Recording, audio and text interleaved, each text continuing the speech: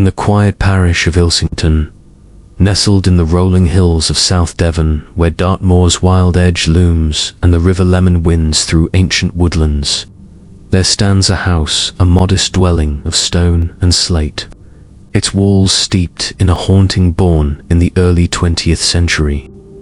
Here, a lady's death sparked a spectral struggle. At her funeral, 4 horses refused to draw her hearse up the hill to the churchyard, their refusal broken only by a clergyman's intervention to lay her spirit. Yet her ghost lingered in the house, its corridors echoing with chains and creepy noises. A tale of unrest and ritual, a haunting etched into Ilsington's shadowed lanes. The story begins in the winter of 1912, during the reign of George V, when Ilsington was a sleepy village of thatched cottages and muddy paths, its folk bound to the rhythms of farm and forge. Mistress Eleanor Taverner, a widow of 60 winters, lived alone in a house near the parish church, a reclusive figure with grey hair pinned tight and hands worn from years of tending her herb garden. Known for her sharp tongue and sharper solitude, she'd outlived her husband, a blacksmith taken by fever decades prior, and her only son lost to the sea.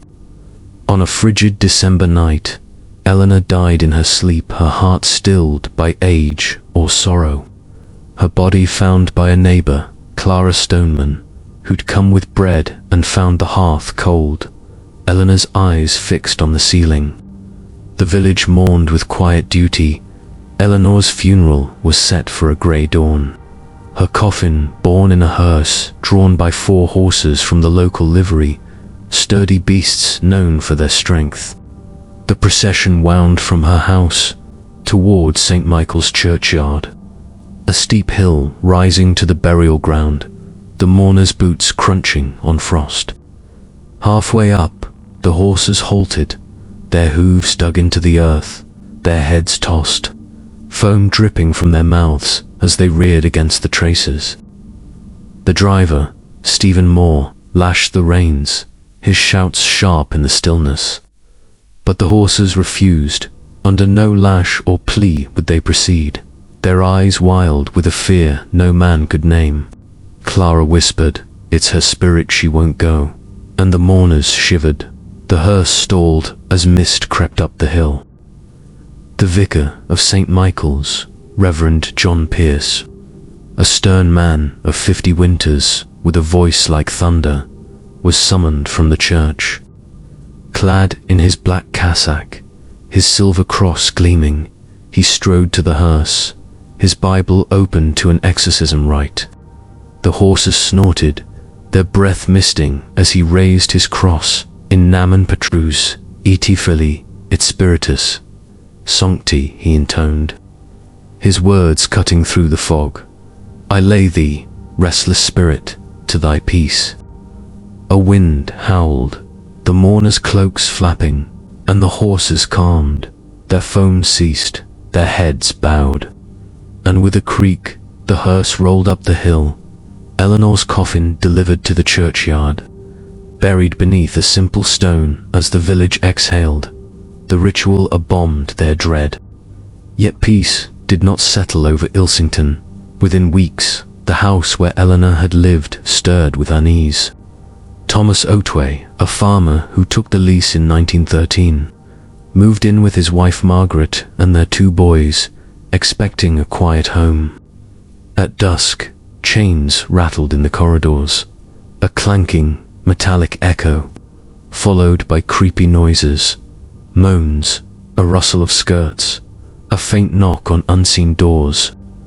Margaret, fetching water from the kitchen, heard it first, the chains dragging along the hall, her pale trembling as she fled to Thomas, who scoffed until he woke at midnight to the same clatter, his lantern dimming as if brushed by unseen breath. The boys whispered of footsteps pacing the attic, though the trapdoor stayed locked, the house alive with Eleanor's restless spirit. By 1915, the haunting was a village dread. Servants like Clara say, hired to clean, heard the chains at twilight, fleeing as they echoed into the courtyard, her tale a shiver at the Ilsington Inn. In 1923, a tenant named Elias Harvey, lodging at the house, woke to the creepy noises. A moan from the attic, a rustle in the hall, his dog whining at the threshold. The air thick with a scent of damp earth and herbs. The ghost's identity was clear: Eleanor Taverner, her spirit unbound by the hearse's ascent, her unrest tied to the house where she'd lived and died, a wraith lamenting a life cut short or a secret unconfessed. In 1935, a curate named Thomas Harrowell, preaching at St. Michael's, ventured to the house on a December night, the anniversary of Eleanor's death, hoping to quell the ghost with prayer. The chains rattled as he entered, a moan rising from the attic, his cross steady as he glimpsed a shadow in a gown fading into the hall, his Bible trembling as the noises stilled, his journal noting only, "A spirit clings to its chains." In 1953, a local historian named Margaret Yeo, researching Ilsington tales, stayed overnight. She heard the footsteps at midnight, a clank of chains in the corridor, her notebook shaking as she traced their path to the attic, the air heavy with herbs and sorrow. In 1979, a visitor named Jane Sims, touring the house at dusk, heard the creepy sounds, a rustle, a moan, from the attic, her breath catching as chains echoed into the courtyard, fading as the wind sighed through the hills.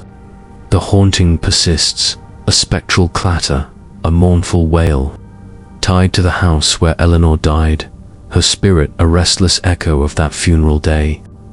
Today, the house in Ilsington stands, a private home near the churchyard, its corridors quiet save for stormy nights, when some hear chains or footsteps, the ghost of Eleanor Taverner, laid yet not at rest, haunting South Devon's shadowed parish. Many thanks for treading this tale's dark path. If its chill gripped you, like, follow, subscribe and comment below.